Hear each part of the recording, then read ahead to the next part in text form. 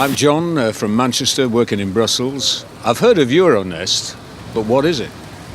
Euronest is a parliamentary assembly bringing together MEPs and elected representatives of the 6 Eastern Partnership countries, hence the name N for neighbourhood, Est for East. The aim, according to the chair of the European Parliament delegation, is better and more productive dialogue, even if one of the 6, Belarus, is suspended for the moment. We are willing to work together with our 5 partners on Belarus. We keep their seats free and we'll be ready to invite them as soon as more democratic, more free and more fair elections take place, hopefully by the end of this year.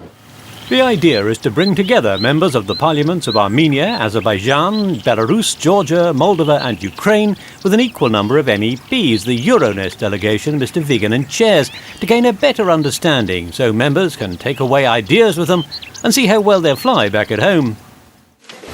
The disputed election in Belarus and the violent suppression of opposition led Minsk to be excluded until democracy returns and, MEPs hope, Alexander Lukashenko leaves office, but the other Eastern Partnership neighbours are not without their problems. Azerbaijan and Armenia are still in dispute over Nagorno-Karabakh. There's a ceasefire, but it's been called a frozen conflict. Transnistria has broken away from Moldova, but its independence is not recognised. Georgia was invaded by Russia in 2008 after the Georgian government tried to reclaim by force Abkhazia and South Ossetia. Ukraine, despite its Orange Revolution, has elected a more pro-Russian strongman in Viktor Yanukovych with less parliamentary government.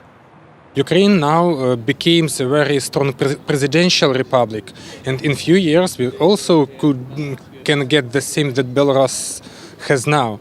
That's why I think the Euronest Parliamentary Assembly can make a very strong and very positive signal to Ukrainian parliament. The region is geopolitically important. Azerbaijan is expected to supply 25% of the gas in the EU's Nabucco pipeline, while one of Russia's pipelines crosses Ukraine and Belarus.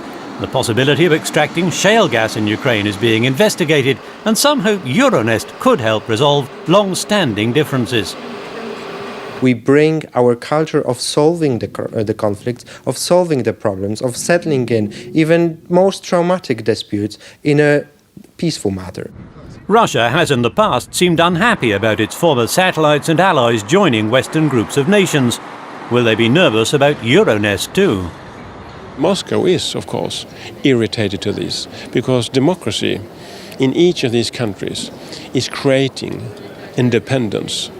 Because democracy means independence. It means that a country is choosing its own way. If I was Russia, I wouldn't be so concerned about this, because it is, again, a very soft tool, this Euronest, of attracting and maybe some sharing experiences. Belarus, Moldova and Ukraine border existing EU states, while Armenia, Azerbaijan and Georgia are vital bridges with Turkey, Iran and Russia. Dialogue is clearly needed.